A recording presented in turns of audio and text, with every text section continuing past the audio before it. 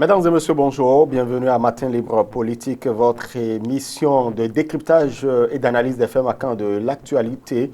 Nous allons pouvoir évoquer quelques sujets avec notre invité d'aujourd'hui. Donc, on parlera de l'action législative, sans oublier quelques pans de l'actualité, la tournée initiée par le porte-parole du gouvernement. Et donc, puis, l'autre sujet important, c'est bien les guéguerres. Qui s'observe au niveau du comité de pilotage en charge de l'audit du fichier électoral. Nous avons d'ailleurs reçu sur nos antennes, sur les antennes de Matin Libre Télévision, le pasteur Michel Alokpo qui estimait justement qu'il y a des irrégularités. On en parlera avec notre invité d'aujourd'hui. Vous savez que l'ancien président de la République, Nicéphore Dieudonné Soglo, visite quelques chantiers, quelques infrastructures érigées par le président Patrice Talon, et son fils estime que c'est une instrumentalisation de son père. Qu'est-ce que pense notre invité de ces sujets? Entre autres, nous en parlerons avec Komlan Léon Akhossi. Il est député, élu de la 9e législature. Il est membre du parti de l'opposition, les démocrates. Honorable Komlan Léon Akhossi, bonjour. Bonjour, monsieur le journaliste. Merci pour la disponibilité. Mais c'est moi pour me donner une belle occasion de visiter votre studio et je profite pour saluer Matin Libre qui fait des efforts, qui avance. Salut au patron du groupe. Très bien. Merci beaucoup à vous. Qu'est-ce que vous pensez, quel est le regard global que vous portez justement sur le climat sociopolitique au Bénin?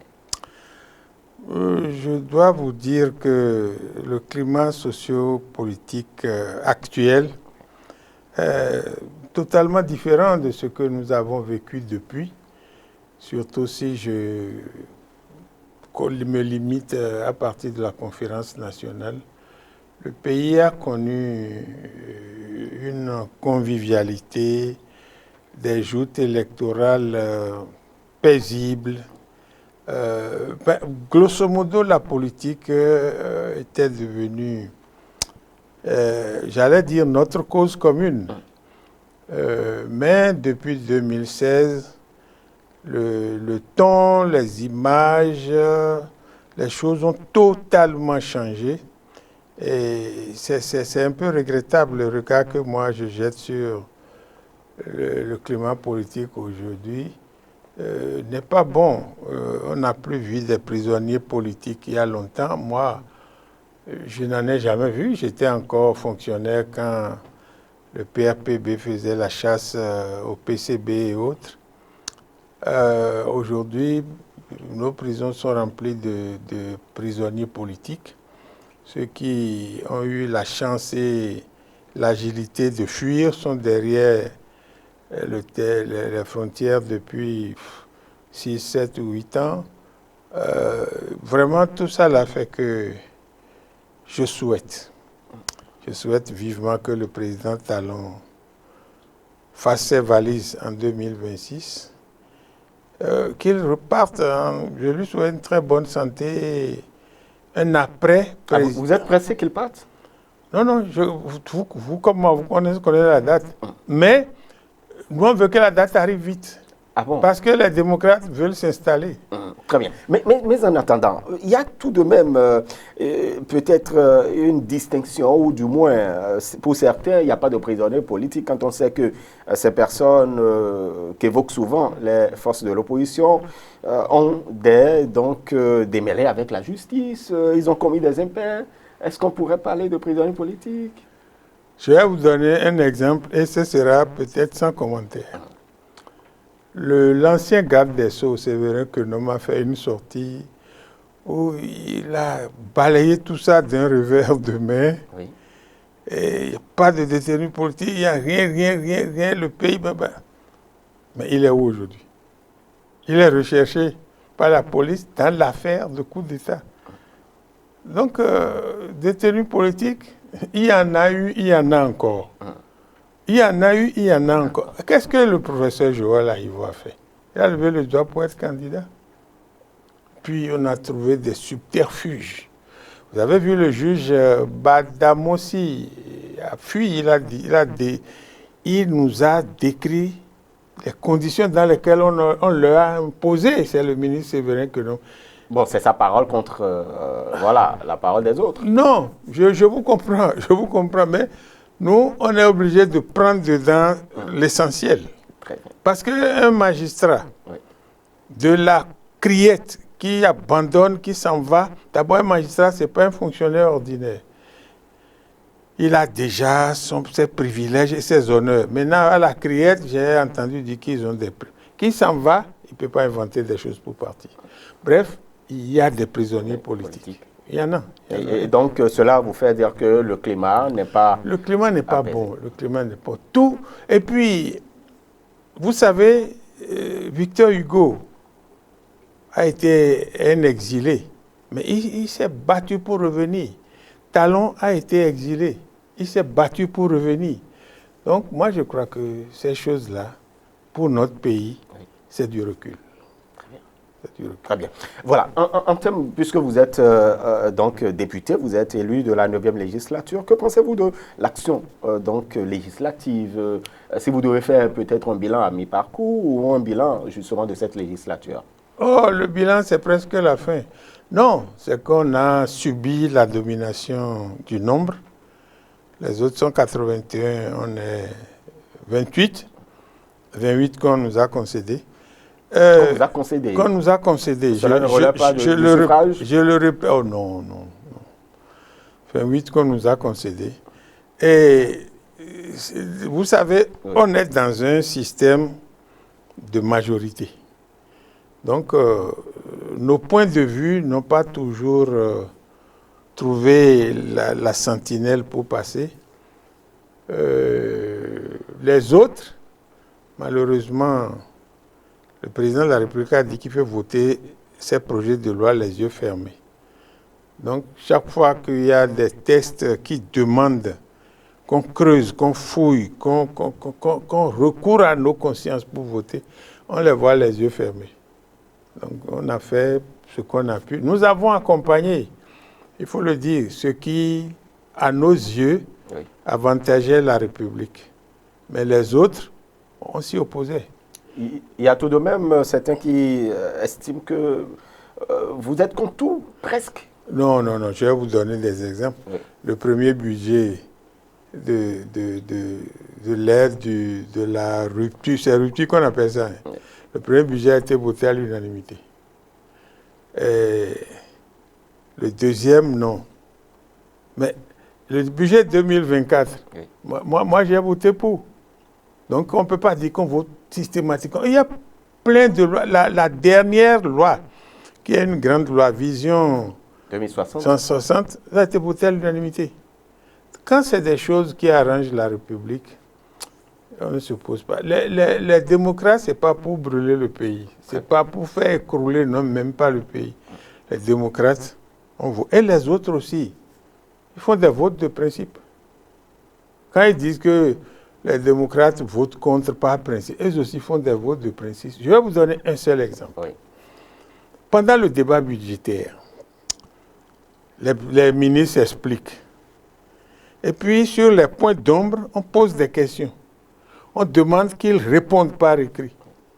La dernière fois, on a voté sans avoir eu les réponses.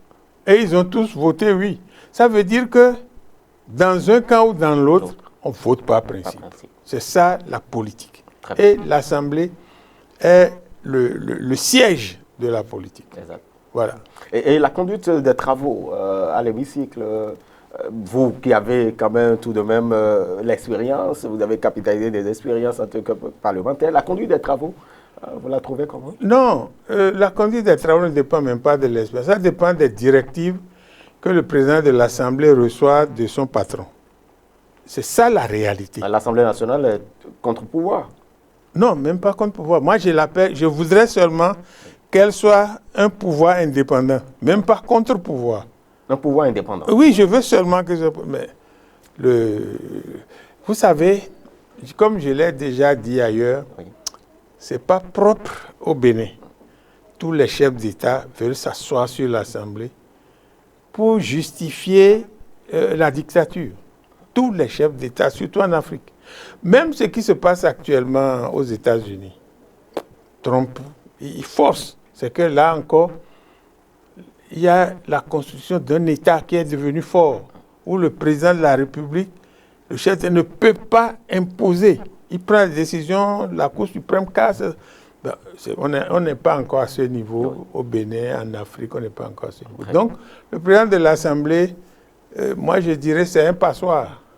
On ne va pas le dire ainsi. Hein? Non, non, moi je le dis, je ne vous demande pas de confirmer, ni de soutenir. Moi je suis dedans et je sais. Et je vais le dire, hein, peut-être que ceux qui seront là après amélioreront un peu, mais ce n'est pas sûr. Vous avez vu... Vous êtes déjà pessimiste pour l'avenir? Non, pas pour l'avenir, je vais vous dire. Quand Mbeki a été pour la première fois président du Parlement, mais ça a créé trop de problèmes à Soglou. Président Soglou. C'est pour vous dire que on peut aménager ça un peu. Parce que la politique dans nos pays, nous courons derrière le système politique. Il nous faut construire des États. On ne pense pas à ça. Donc, moi, je dis, ce que le président de l'Assemblée fait, bon, je trouve qu'il en fait un peu trop, mais... Il prend en compte tout de même vos avis, les avis des députés démocrates. Je n'ai pas souvenance. Hein. Je n'ai pas souvenance. On a déposé une demande d'amnistie pour nos prisonniers politiques. On tourne. Ce mot-là n'est pas bien placé. On n'a jamais programmé. Bon, quand on a commencé à crier, pour nous satisfaire, on programme, mais on ne l'évoque pas. La session est clôturée, on n'a pas pu tout finir. Et les trucs de la démocratie sont dans le tout qui est resté en bas. Bon, en fait. Et il semble que vous n'avez pas fait les démarches vers les députés de la mouvance pour pouvoir les convaincre de la pertinence. Non, ça c'est le débat qu'on vient exposer en public, mais en privé. En privé. Et on discute. On discute. Si on programme, ça va être voté. Le chef de l'État peut ne pas promulguer. Je ne vois pas un député du Septentrion. Je le dis, hein, c'est la réalité sociologique de notre pays. Voter contre la libération de Réki Amandougou. Ils ont beau être fidèles à Talon. C'est en bas. Pour eux aussi, il vaut mieux que ça reste comme c'est là. Parce que s'ils le font, ils ne reviendront plus. Hein. Nos frères du Nord sont extrêmement solidaires. Et puis, la présidente Réki Amandougou a fait des choses au Nord chez elle. Donc, vous voyez, il y a ces contingences. Il y a des gens qui vous disent en privé, enfin, j'emprunte l'expression, mais ils n'osent pas parler. Et vous savez que n'oser pas parler fait partie de notre quotidien. Ah bon? Oui, vous savez que n'oser pas parler, ça vous fait penser à Kandé Kansou, ça vous fait penser à Sosoukbe, ça vous fait penser à qui encore? Oui. Ce qu'ils disent... Ce sont des gens pour qui la justice reproche des choses. Oui, nous avons fait des tests à l'Assemblée. Je ne reproche pas grand-chose aux magistrats. Nous avons fait des tests dans le cadre de 81 députés contre 28. Et ce sont ces tests-là qui font ravage. Et ces tests-là, c'est... Ne parlez pas.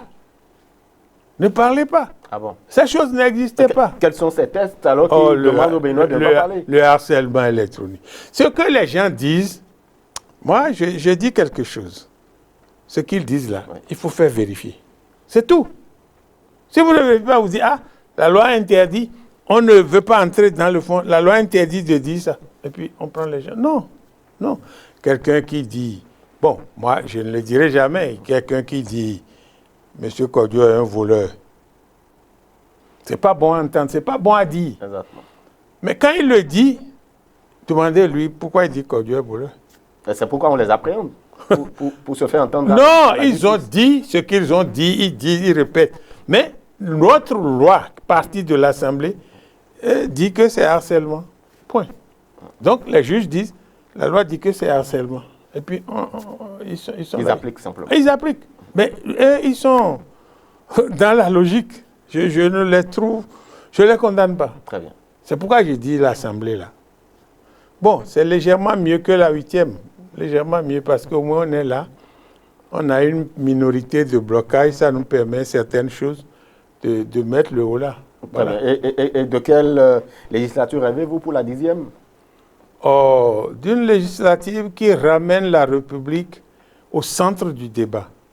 Une législature qui, moi, je dis, le pays, ce n'est pas UP, ce n'est pas BS, ce n'est pas LD, encore moins les petites particules, les partis qui ont 10, 20 militants là. Ce n'est pas ça le pays. On n'a plus ça. On n'a plus ces partis-là. On a de grands ensembles aujourd'hui. Combien de partis il y a à l'Assemblée? Oui, il y en a 11 oui. Autorisés. Combien il y en a à l'Assemblée? Il y a 3 pour le moment. Et sinon, il y a de grands ensembles. C'est vrai, vous avez raison, parce qu'il y en avait 2. Maintenant, on est à 3. Peut-être d'ici 100 ans, on ira à 8. Mais moi, je dis, le problème n'est même pas là. Le système partisan, c'est une fausse histoire. Complètement fausse. L'ancien code électoral disait, si un parti n'est pas allé aux élections 2 fois de suite, il disparaît. Article 7, il suffisait de l'appliquer. Et l'autre chose très contradictoire, on a refusé les alliances de partis pour aller à l'Assemblée. Mais on crée des accords c'est des jeux de mots. On fait du surplace. Vous pensez que c'est une alliance déguisée? C'est une alliance. Quand on dit que vous pouvez additionner, c'est une alliance. C'est juste pour les élections. Mais pour les élections, c'est une alliance. Oui, c'est ça, j'ai dit, on fait du surplace. Il faut repenser notre politique. Il faut la repenser. Sinon, bon, que le veuille ou non, on est en train de partir. Mais qu'est-ce que ça va devenir après? Il y a tout de même de l'optimisme pour la 10e législature. Bon, attendons qu'elle s'installe, qu'on voit sa configuration. D'abord. Oui. Très bien. Oui. Voilà. Merci beaucoup à vous, honorable Komlan Léon Arrossi. Et vous parliez de l'ancien président Nicéphore Dieudonné Soglo. Justement, vous l'avez vu visiter des infrastructures donc érigées sous l'ère de la rupture, le chic, en ce qui concerne également les logements sociaux. Vous l'avez vu encore sur d'autres infrastructures. Que pensez-vous justement de cette visite de l'ancien président Nicéphore Dieudonné Soglo? Oui, moi je crois que les sites qu'il a visités, moi je n'ai pas pu les visiter, j'ai vu des images, c'est de belles choses. Mais qu'on aille prendre une voie, qu'on aille solliciter un personnage de cette trempe, pour ça qu'il ne peut pas tenir debout, pousse dans les roulettes, je trouve que, comme l'a dit son fils, c'est un peu manipulé. Et l'âge que le président Soglo a aujourd'hui, il ne l'avait pas il y a 5 ans, il y a 6 ans. Retournons à ses propos d'il y a 4 ans, il y a 5 ans. C'est totalement le contraire. On peut changer? Oui, d'accord, mais on ne change pas à cet âge-là. On ne peut plus changer à cet âge-là. Moi, il va m'être difficile de changer déjà à mon âge. Le président Soglo est mon père. On ne peut pas changer à cet âge. Donc, quand il disait ces choses-là, il critiquait, je vais capturer le président de la République. Mais on ne faisait pas la publicité autour. Maintenant qu'il est fatigué, il s'ennuie, il n'a plus son épouse, perd l'âme de la présidente Rodine Biera Soglo. On le cherche pour le distraire. En fait, quand vous dites solliciter, c'est de sa volonté qu'il visite, justement, parce qu'il y a des amis qui l'appellent pour dire, mais ton pays a changé. Lui-même, il a donné cette illustration de Sofitel, par exemple. Des amis l'appellent et donc il a décidé de visiter un peu son pays qui change. Vous dites qu'il a décidé. Moi, je dis qu'on le sollicite. Oui. C'est votre avis, votre point de vue contre le mien. Je sais pourquoi moi je le dis. Je sais. Le président Soglo a joué un grand rôle dans l'arrivée du président Talon au pouvoir. Yeah. Le président Talon est comme le fils du président Soglo. Bon, s'il y a des brouilles, qu'il y a des malentendus, surtout notamment la façon dont on a brutalisé son fils, qu'il ne voit plus depuis des années, bon, pour qu'il en arrive là, on est obligé de le solliciter. Moi, je sais. Bon, mais je dois dire aussi qu'il est un citoyen comme vous et moi. Exactement. Il fait comme il veut, il dit ce qu'il veut. Mais je ne trouve pas que... Je ne vois pas le vrai président Soglo là. Celui que vous voyez, c'est plutôt le citoyen. Non, celui que je vois, c'est celui qu'on a appelé à la rescousse. Et donc, vous pensez qu'il y a un brin de vérité dans ce que son fils a dit? Absolument. Absolument. Absolument. Il y en a. Parce que l'incohérence, c'est un peu lié à la sénilité. C'est tous les hommes, hein. C'est tous les hommes. Moi, quand je compare, j'ai eu des vidéos, j'ai comparé ce qu'il a dit il y a 4 ans, ce qu'il dit maintenant. Bon, mais c'est un citoyen. Il fait comme il veut, il dit ce qu'il veut. Voilà. Et quel est l'impact de ce qu'il dit aujourd'hui? Ça n'a pas d'impact. Ceux qui croient en tirer profit, ils ne tirent aucun profit. Ça n'a pas d'impact. Sérieusement? Non, ça n'a pas d'impact. Et ça n'a pas d'impact. Moi, je vois que ça n'en a pas. Et puis, son fils est venu renforcer le fait que ça n'aura pas d'impact. Voilà. À quand tout de même, on se pose la question aussi de savoir, à quand tout de même la visite de ces chantiers du président de votre parti? Oh, vous savez, il faut être clair, il faut être franc. L'ambiance entre les deux personnages n'est pas bonne. Je ne connais pas leur histoire. Je sais que le président Talon a joué un grand rôle dans l'arrivée du président Yahi au pouvoir. Comment ça a été géré, qu'est-ce qui s'est passé. Mais à les voir, on sent qu'ils ont une histoire que nous ne connaissons pas. Parce que quand le président Yahi Boni a été enfermé à son domicile pendant presque 2 mois, ça, ce n'est pas... Je trouve que ce n'est pas la raison d'État. Mais je trouve que c'est une raison personnelle. Mais qu'est-ce qui est amenant à en arriver là, je ne sais pas. Mais, entre-temps, les choses ont évolué jusqu'à ce que votre parti a été reçu à la présidence de la République. Il y a beaucoup d'autres contacts qui ont eu lieu. Oui, notre parti a été reçu à la présidence. Ça fait partie de la vie de la nation. Ce n'est pas ça qui règle les problèmes qu'il y a entre eux. Et puis, bon, ce qu'on a dit, est-ce qu'on en a tenu compte?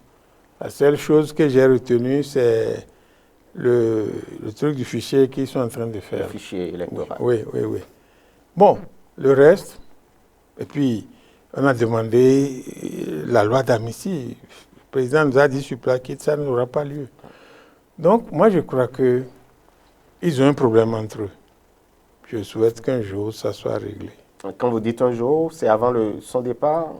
Bon, qu'il trouve, parce que tout le monde sait aujourd'hui qu'il y a un problème entre les deux. Il ne faut pas qu'ils emportent ces problèmes-là dans leur tombe. C'est pas bon. Très bien. Voilà. Et puisque vous parlez du fichier électoral, il y a les experts qui ont été donc recrutés.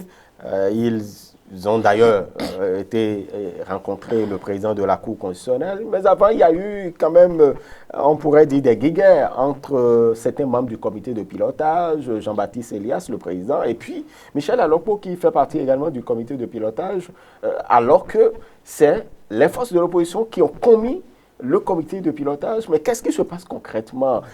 Quel est le regard que vous, en tant que membre du parti d'opposition Les Démocrates, vous portez justement sur cette actualité? C'est regrettable. C'est regrettable. Je voudrais ici d'abord saluer le management de M. Elias Jean-Baptiste. C'est un homme très structuré. Je ne sais pas, si je ne trouve pas, quand je trouverai le mot, je vous le dirai. Il me séduit par sa méthode. Il me séduit. Indépendamment de l'équipe de la copile, je crois qu'ils appellent ça, mais il consulte tellement de gens pour prendre des avis dont il tient compte. Moi, il m'a consulté par 2 fois. Il m'appelle, il dit « Ah, honorable, je veux avoir votre opinion sur telle chose. Je lui ai donné mon opinion, j'ai vu que c'est ressorti dans ce qu'il fait. J'ai un autre ami qui l'a appelé. C'est ressorti. Il contacte et puis il prend beaucoup de précautions. Mais, monsieur Alokpo, je regrette, nous prenons de l'âge. Nous prenons de l'âge. Il faut qu'on soit des exemples pour nos enfants. D'abord, moi, membre du COPIL, je n'aurais pas soumissionné pour ce qu'ils ont fait. Il va sortir un diplôme de capacité pour affronter quelqu'un qui a fait le doctorat. On ne l'a pas pris, il trouve que c'est de la complaisance. Capacité là même, ça représente quoi? Puis qu'on demande des juristes que moi je mette la main en poche, je sorte mon diplôme de capacité pour dire que je suis juriste. Oh, il y a des réformes à faire au niveau du ministère de l'enseignement supérieur pour enlever de nos têtes que ces choses-là sont ces choses-là. Et puis, j'ai écouté M. Elias Jean-Baptiste, je crois dimanche dernier. Mon ami Alokpo ne vient même pas au travail. Il ne vient pas. Il estime qu'il a été écarté. Non, est-ce qu'on a mis la police pour empêcher quelqu'un d'entrer? Écarté comment? Moi, Non. Mais s'il est écarté, il se plaint. Il est membre, il doit se plaindre. Il reste chez lui. Et le président Jean-Baptiste a dit qu'il y a les PV de présence. Bon, comment on l'écarte? Il reste chez lui. Il prend les sous. Il dit de ne pas dire combien il gagne. Non, c'est malsain. C'est malsain. Je crois que à un moment donné, il ne faut pas regarder nos intérêts. Je dois avoir ça, je dois avoir ça. Je ne dois pas courir en politique pour se remplir les poches parce que non. Non, on est arrivé à une étape où nous devons nous en aller, que nous le veuillions ou non. Ceux qui ne veulent pas partir, la mort viendra les chercher. Il faut qu'on soit un peu plus exemplaire que ça. Ce qui, je l'ai entendu dire, c'est dégoûtant. Est-ce que, en réalité, puisque c'est les forces de l'opposition qui ont commis le comité de pilotage, quand c'est guéguerre, voilà, vous les observez, est-ce que vous ne devriez pas, normalement, prendre vos responsabilités? Non, la COPIL est indépendante.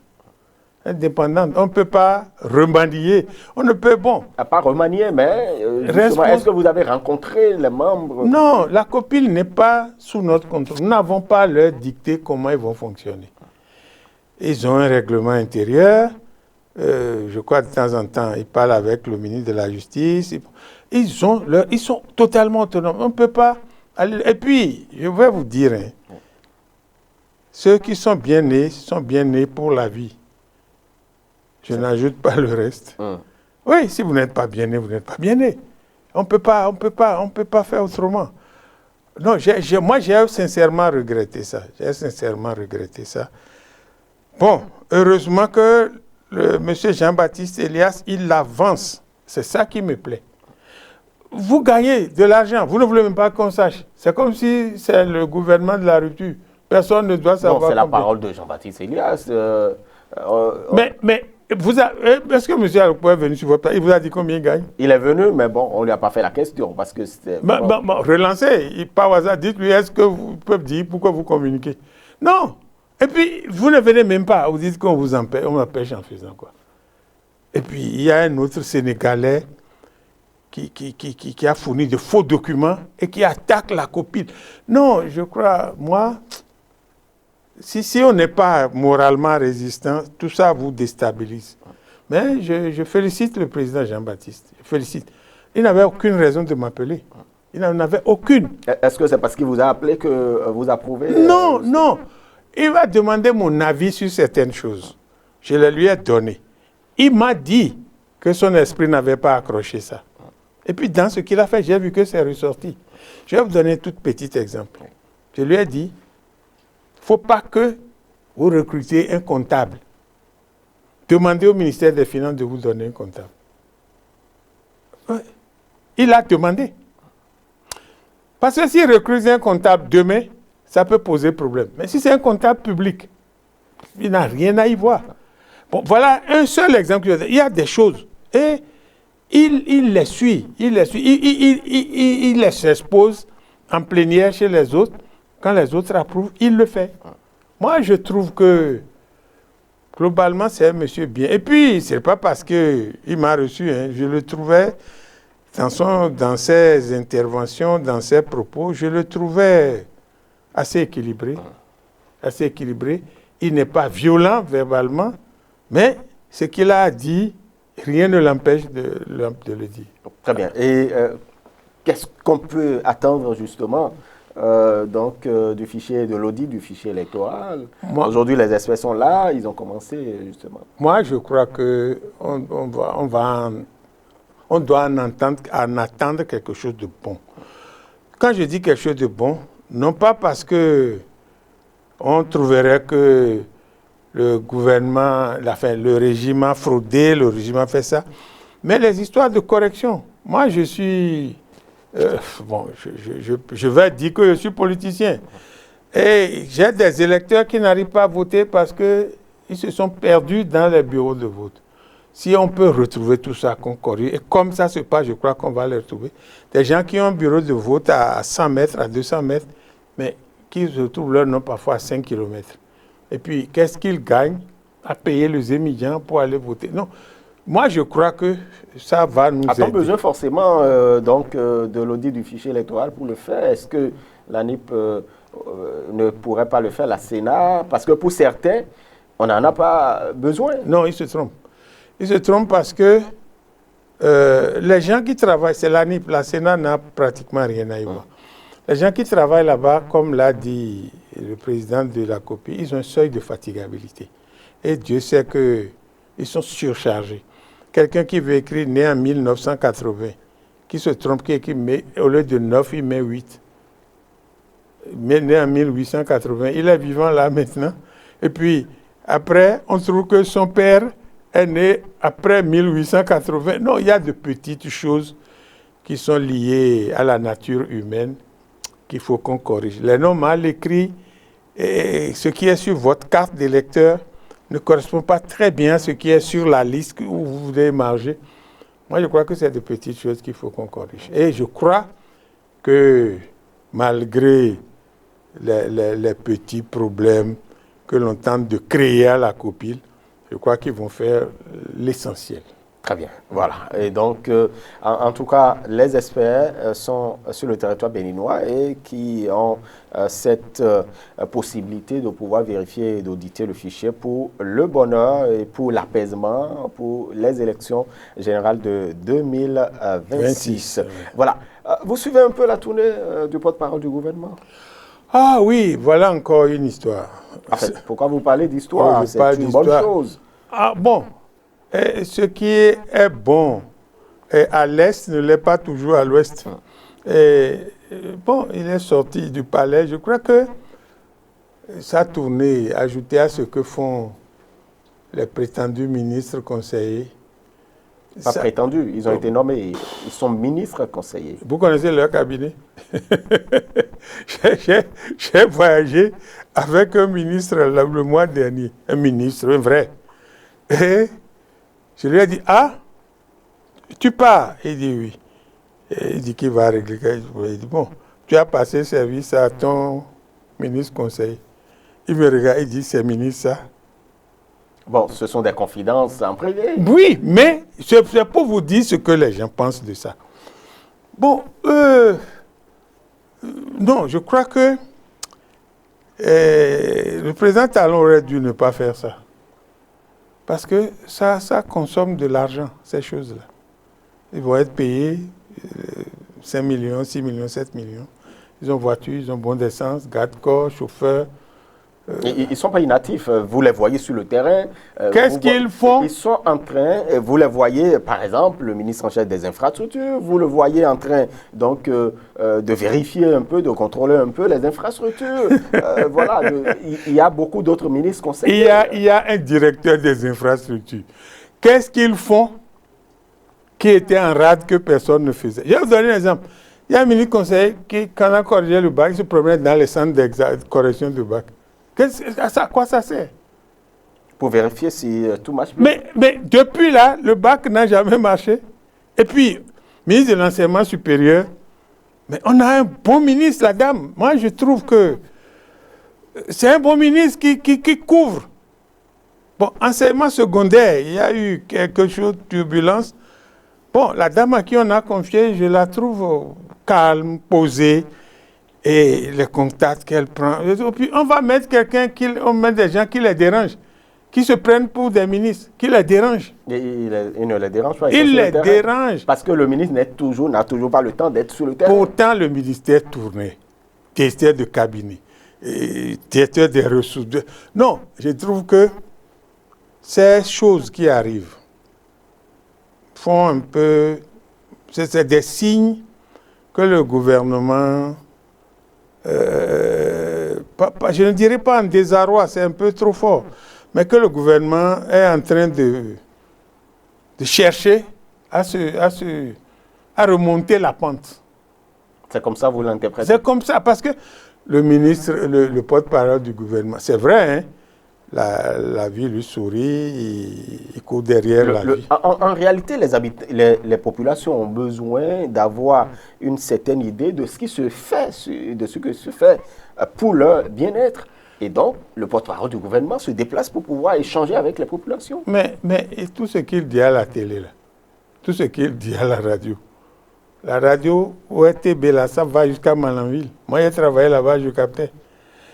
Bon, les déplacements, là, ça a un coût. Bon. Ah, donc, c'est le coût qui vous dérange? Non. Non, j'évoque les coûts parce qu'on a des choses qu'on n'arrive pas à faire. On a des choses que l'argent peut faire qu'on n'arrive pas. J'évoque ça. Et puis, je disais tantôt que, bon, la vie lui sourit, il court derrière la vie, mais faisons attention que la vie ne court pas derrière nous après, parce que je trouve qu'il en fait un peu trop. Et puis... Comment? Oui, le langage commence à être sans égard. Je le dis. Je le lui ai dit, moi-même, j'ai dit, mais parce que j'ai dit certaines choses sur lesquelles tu n'es pas d'accord, tu as appelé à mon assassinat. Ah, il a appelé. C'est sur les plateaux. Moi, mais je n'invente pas. Hein. Je le lui ai dit, enfin, il dit, c'est pas bon. Il m'a dit que c'est passé. Mais je trouve que... En fait, les mots utilisés, qu'est-ce qui vous fait dire qu'il a... Il a dit que dans certains pays, j'aurais disparu. C'est pas bon à dire, des choses comme ça. Dans certains pays, j'aurais disparu. Bon, moi, j'ai l'âge de mourir. Hein. J'ai des gens qui sont morts à 20 ans, à 30 ans, à 40 ans. Moi, j'ai dépassé l'âge pour aller être candidat aux élections présidentielles. Je pense... Bon, il ne disait pas que vous allez disparaître. Il dit dans certains pays, il compare que peut-être la gravité des propos que vous avez tenus. Monsieur le journaliste, je vous comprends. Mais moi, je lui ai dit, on ne dit pas ça. Très bien. On ne dit pas ça parce que moi, j'ai vu le jour avant lui. Il y a des propos, des choses qu'on peut dire autrement. Mais je constate ces derniers temps aussi, bon, à Port-Nouveau, il en a eu pour son matricule. C'est pas toujours vrai. Ce qu'on dit là, c'est un peu, la politique, c'est comme une forêt. Vous y entrez par où vous voulez, vous sortez par où vous voulez. Mais tout le monde ne peut pas entrer par la même voie que vous ou sortir par la même voie que vous. Donc, pour la circonstance, il parle bien, il dit des choses, mais moi je lui demande, c'est bientôt fini là, hein. On ne sait pas demain.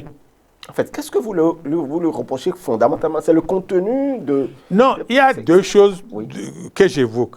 Un, le gouvernement a lancé les gens tout azimuts dans le pays.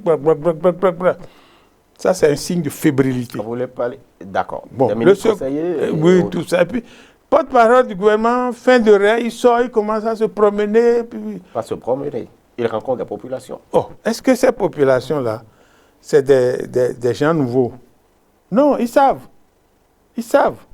Les populations, on ne leur dit plus rien de neuf. La preuve à Port-Nouveau, il a eu très chaud.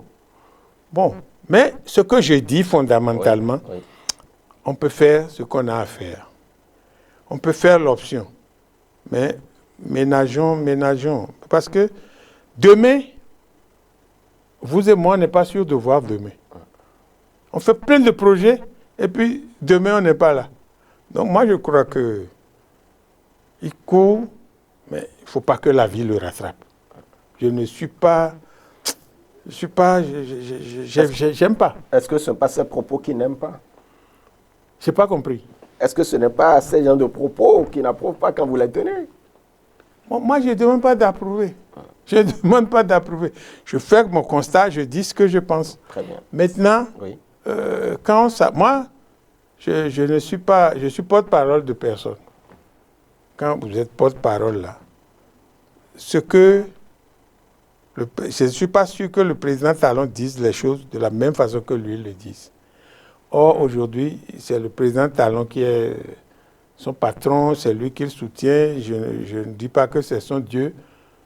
Il faut qu'il sache que demain, il va retourner au sein du peuple. Il faut qu'il le sache. Je l'ai vu au sein du peuple. Très admirable, mais méconnaissable aujourd'hui.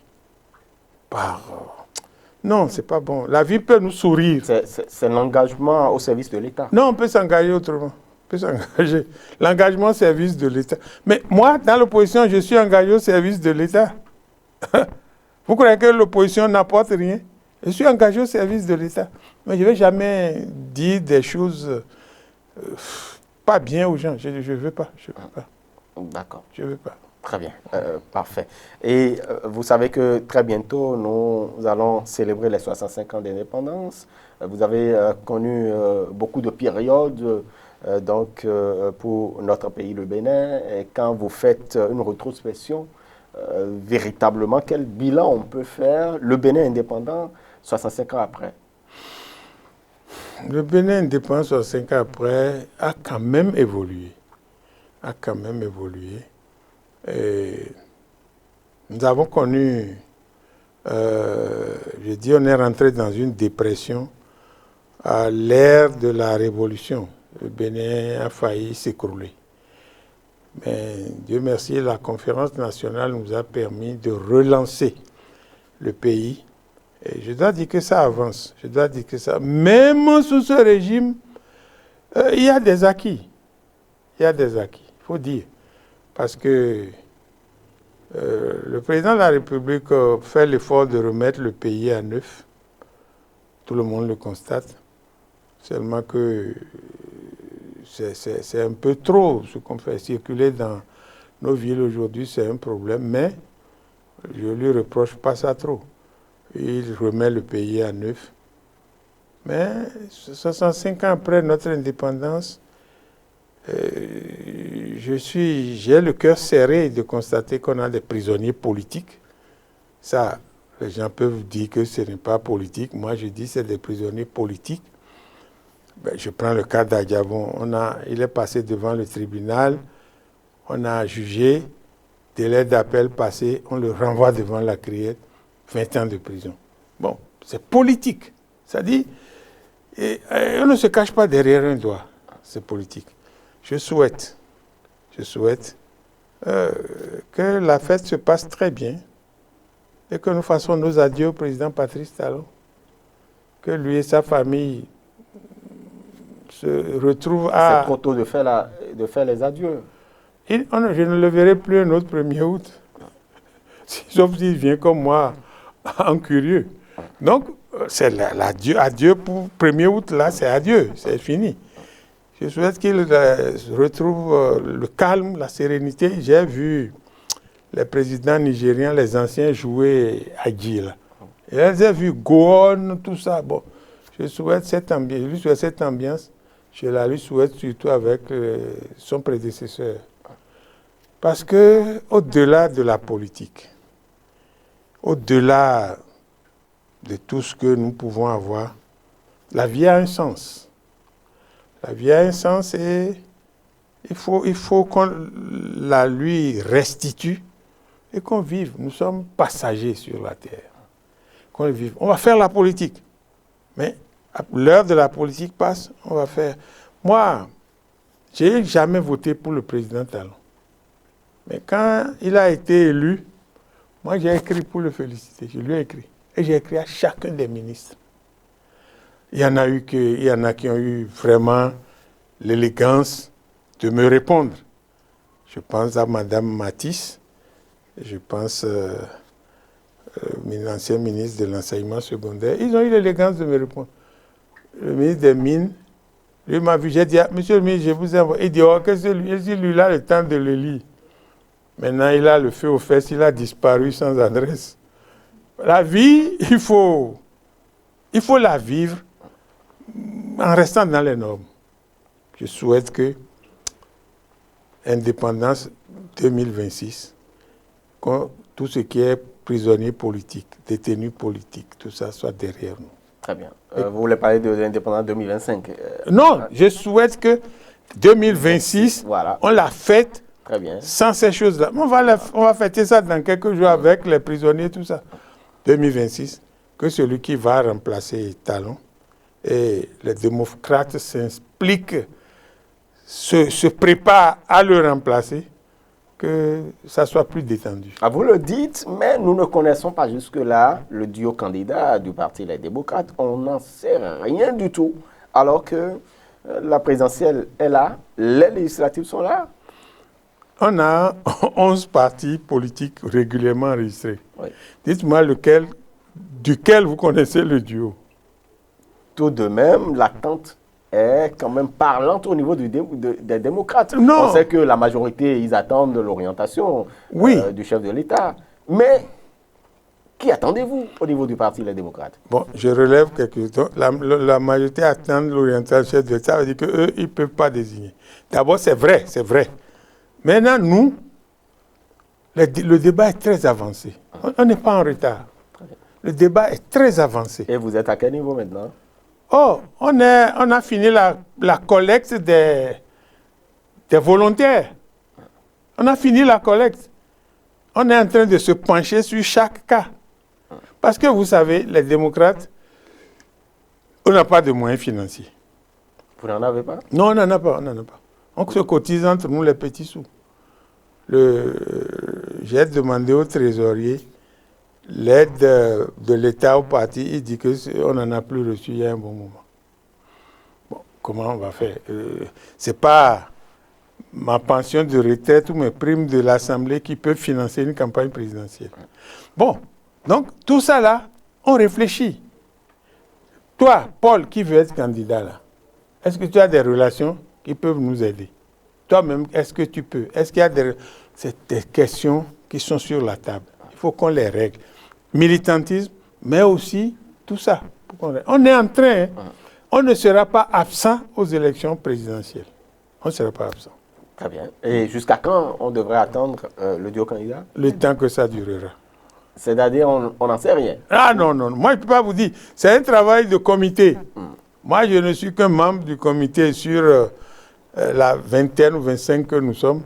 Moi, je ne peux pas dire quand, parce que chaque jour, il y a un autre problème qui vient, un problème pertinent qui se pose, qui arrête, on tente, on débriefe, on règle et on avance. Donc, non, soyez patient. Oui. Vous l'aurez, comme dit l'adage vulgaire, la patience est un chemin d'or. Très bien. Oui, oui, oui. Et quelle est la voie du président du parti dans le choix du duo? Sa voix, peut-être, vaudra 2 fois la mienne, mais certainement pas plus. 2 fois la mienne parce qu'il connaît le contenu de la fonction présidentielle. Moi, je ne connais pas. Donc, on va recourir à son expertise. On va recourir à son expertise. Il va dire son mot. Il va dire son mot. Mais si le mot... Et puis, je voudrais dire que témoigner, le président Yahi Boni a gagné en sagesse. Ce n'est pas le monsieur qui avait importé un blanc pour le remplacer. C'est plus ce monsieur-là. Il écoute. Il écoute aujourd'hui. Donc, on va faire le débat. Il nous dira pourquoi il préfère tel, pourquoi il ne préfère pas celui-ci. Il nous dira. Il va mettre ses arguments sur la table. Si ce n'est pas bon, on va dire non, non, non. Président, vos arguments ne sont pas bons. Mais du fait que pendant 10 ans, il a été au cœur du pouvoir, il sait tellement de choses que nous ne saurons jamais. Sa voix va compter beaucoup. Très bien. Et au niveau du cadre de concertation des forces de l'opposition, vous souhaitez... Non, on va discuter. Tout le monde, la plateforme va en discuter. La plateforme aussi est en train de réfléchir. Hein. Et puis on va mettre tout ça ensemble. On va se retrouver, GSR, Nouvelle Force nationale, tout ce qui est dans la plateforme. On va se retrouver pour dire, bon, voilà ce que moi je propose. L'autre dit, voilà ce que, et puis on met le débat. Très bien. L'autre question cruciale, avant de prendre congé de vous, honorable Komlan Léon Arrossi, c'est bien le parrainage. Comment gérer le parrainage? Vous entendez vos militants qui demandent à ce que les députés puissent être fidèles à leur engagement? Non, moi je crois que c'est une fausse panique. C'est une fausse panique. Nous sommes des députés LD. Nous devons remettre nos parrainages à la coordination nationale LD, qui va gérer. Quand les gens pensent qu'on va soustraire des députés, on va faire ci, on va faire ça, bon, je peux me tromper, hein, mais je n'y crois pas. Je n'y crois pas. Les gens sont allés jusqu'à penser que Arrossi peut ne pas donner. J'ai rigolé. Parce que j'ai voté le budget. J'ai rigolé. J'ai dit non. Ce que j'ai envie de faire, je le dis sur la place publique, je le dis à tout le monde et je le fais.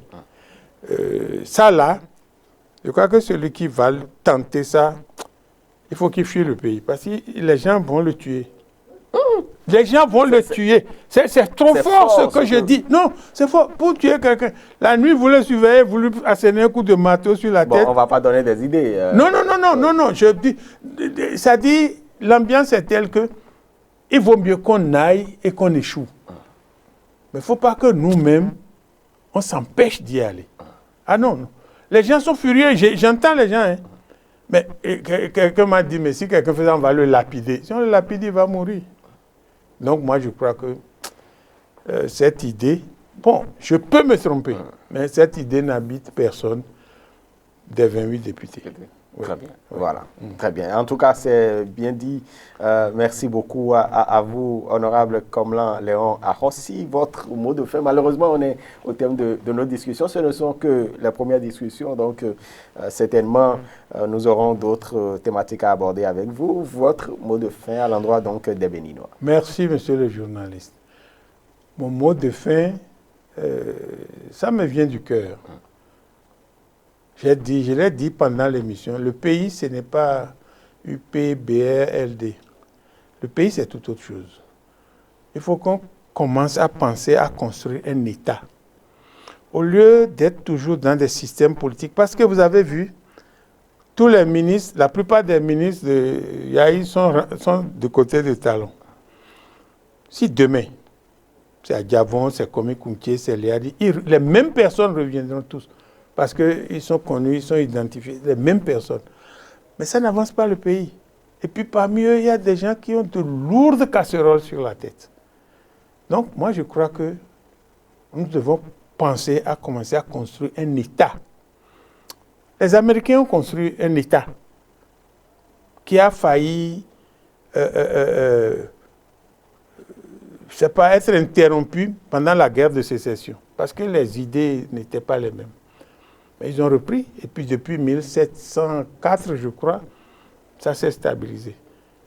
Le Parti démocrate vient au pouvoir. On croit que c'est pour les Africains, c'est faux. Il y a une plateforme que l'État ne permet pas de dépasser. Ils sont un peu plus doux que les républicains. Vous voyez comment ce que Trump fait. Et le fait que les Américains aient réélu Trump, c'est un signal qu'ils nous envoient. On va nous brutaliser davantage. Mais si on construit un pays, on construit un État, on va résister un peu. Fidel Castro a construit un État. Il a résisté aux USA depuis 1959. Donc moi, je crois que ça devrait nous préoccuper.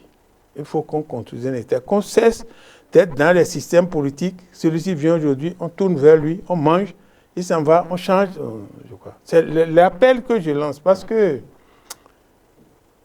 ça devient préoccupant. Ça devient préoccupant. Et moi, je pense qu'au-delà de la politique que nous faisons, moi, je suis démocrate. Hein, je vais me battre pour que les démocrates viennent au pouvoir. Mais ce n'est pas ça l'essentiel. On viendra ou on ne viendra pas, ce n'est pas ça l'essentiel.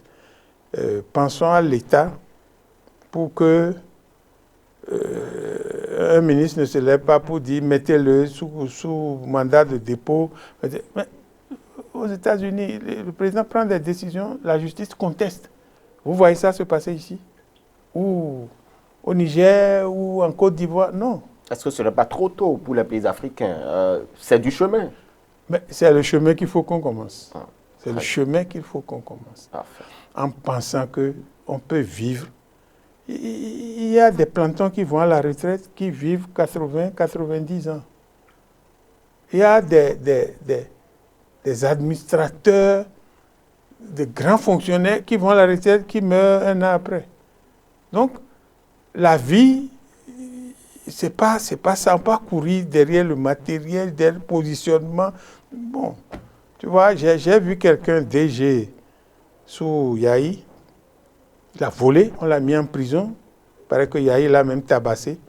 Il sort, il met sa cravate, il l'ajuste et puis là, il se promène. On ne peut pas vivre comme ça. On peut pas vivre comme ça. Voilà mon mot de fin, monsieur le journaliste. Voilà, merci beaucoup à vous, honorable Komlan Léon Akossi. Merci donc pour ces moments d'échange. Mesdames et messieurs, c'est fini pour ce numéro de votre émission Matin Libre Politique. Vous savez désormais ce que pense notre invité, donc des questions que nous avons évoquées avec lui. Mesdames et messieurs, on va se retrouver très vite sur nos antennes Matin Libre Télévision. Merci et à bientôt.